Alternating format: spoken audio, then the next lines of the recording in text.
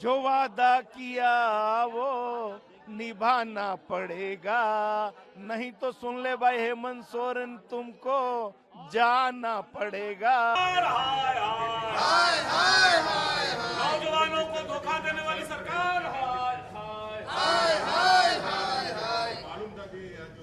युवाओं को ठग युवाओं को दिग्भ्रमित करने वाली सरकार है।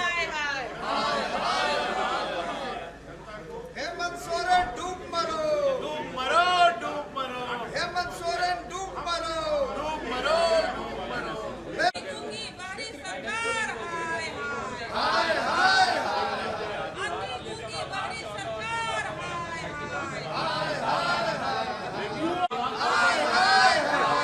नौजवानों को ठगने वाली सरकार है। इतने सारे मुद्दे हैं कि 4 दिन 5 दिन के अंदर पूरे झारखंड प्रदेश में लोगों के भावनाओं को यहाँ रखना थोड़ा कठिन है। इसलिए हर एक मुद्दा लगातार उठाने वाला मुद्दा है, संज्ञान लाने वाला मुद्दा है, लेकिन मुद्दे इतने हैं, समय 4 दिन कम है, इसलिए अलग दिन में अलग विषयों को हम लोगों ने रखने का प्रयास किया है।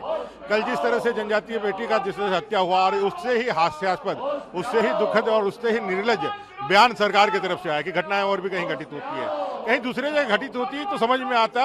आप तो खुद आदिवासियों के हिमायती मुख्यमंत्री हैं, सरकार है, और एक आदिवासी जनजाति बेटी का हत्या हुआ उस पर इस तरह का कहना और शोक प्रस्ताव में 2 शब्द भी नहीं कहना, ये पूरी तरह से दिखलाता है कि राज्य सरकार सिर्फ और सिर्फ अपने वोट बैंक की राजनीति के लिए ही यहाँ परेशान है।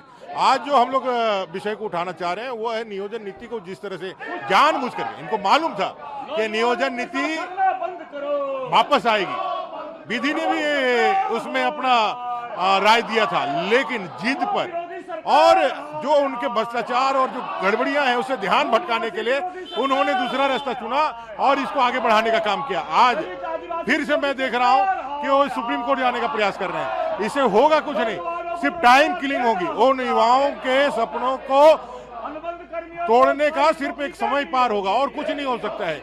और आज जो अपने महामहिम राज्यपाल से मिलने का जो इन्होंने एक कोशिश किया, मैंने जो किया है, ये इन सारे मुद्दों से सिर्फ ध्यान भटकाने के लिए लोगों को फिर से ठगने का एक सिर्फ प्रयास है। आज हमने विधानसभा में कार्य स्थगन भी लाया है कि सरकार सारे काम रोक करके नौजवानों के सवाल पर, इस प्रदेश के नियोजन के सवाल पर, रोजगार के सवाल पर सरकार विधानसभा में चर्चा कराए।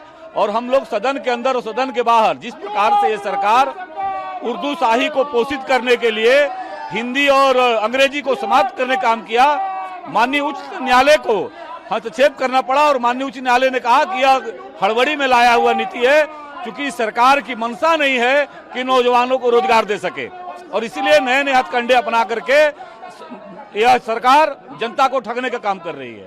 ये हेमंत सरकार ने सबको ठगा। कोई वैसा झारखंड में वर्ग नहीं है, चाहे युवा हो, शिक्षक हो, छात्र हो, नौजवान हो। भारतीय जनता पार्टी शुरू से कहती रही कि आपकी नियोजन नीति गलत है, आप इसकी समीक्षा करिए और इस पर व्यापक रूप से सदन में चर्चा कराइए। उन्होंने जो नियोजन नीति लाई उसे हाईकोर्ट ने रद्दी की टोकरी में फेंक दिया। उनके गाल पे जोरदार तमाचा मारने का काम किया हाईकोर्ट ने। आज 10 लाख नौजवान दर दर की ठोकर खा रहे हैं, सड़क पर आ गए, उनका किन्हीं का उम्र पार हो गया, खत्म हो गया, वो क्या करेंगे। इसलिए भारतीय जनता पार्टी आज उन 10 लाख से ज्यादा नौजवान बेरोजगारों के समर्थन में विधानसभा के बाहर प्रदर्शन कर रहे हैं हम, और सदन के अंदर भी पुरजोर इसका विरोध करेंगे। देखिए, स्वाभाविक है, आपने वादा किया था।